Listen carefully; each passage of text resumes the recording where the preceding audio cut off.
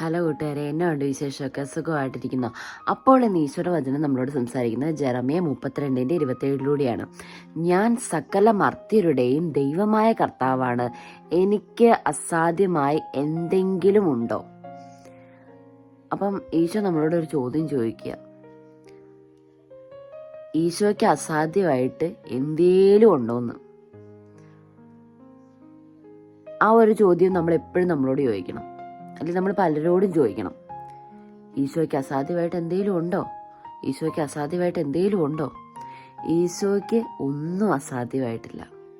മനുഷ്യന് അസാധ്യമായത് ദൈവത്തിന് സാധ്യമാണ്.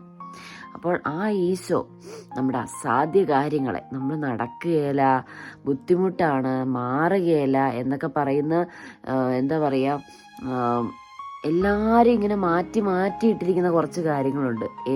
ഇതൊന്നും ശരിയാവത്തില്ല, ഇതാ ഒരു മൂല കിടക്കത്തേ ഉള്ളൂ, അതിൻ്റെ പുറകെയൊക്കെ നടന്നിട്ടൊന്നും കാര്യമില്ലെന്ന്.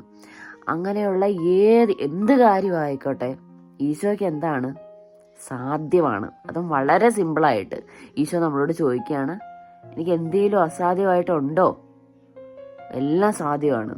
അപ്പോൾ ഈ വചനത്തിലൂടെ ഈശോ ഇന്ന് നമ്മുടെ ജീവിതത്തിൽ നിൽക്കുന്ന എല്ലാ അസാധ്യമായി നമുക്ക് തോന്നുന്ന, നമ്മളെ ബുദ്ധിമുട്ടിക്കുന്ന, നമ്മളെ ഭാരപ്പെടുത്തുന്ന എല്ലാ മേഖലയുടെ മേലും ഈശോയുടെ വലിയ കരം തൊട്ട് സ്പർശിച്ച് അഭിഷേകം ചെയ്ത് ഈ വചനത്തിലൂടെ നമ്മളെ അനുഗ്രഹിക്കട്ടെ എന്ന് ഞാൻ പ്രാർത്ഥിക്കുന്നു. അപ്പോൾ കൂട്ടുകാരെ, ഇപ്പോൾ പോകുന്നു, പിന്നെ കാണാം. ബായ്.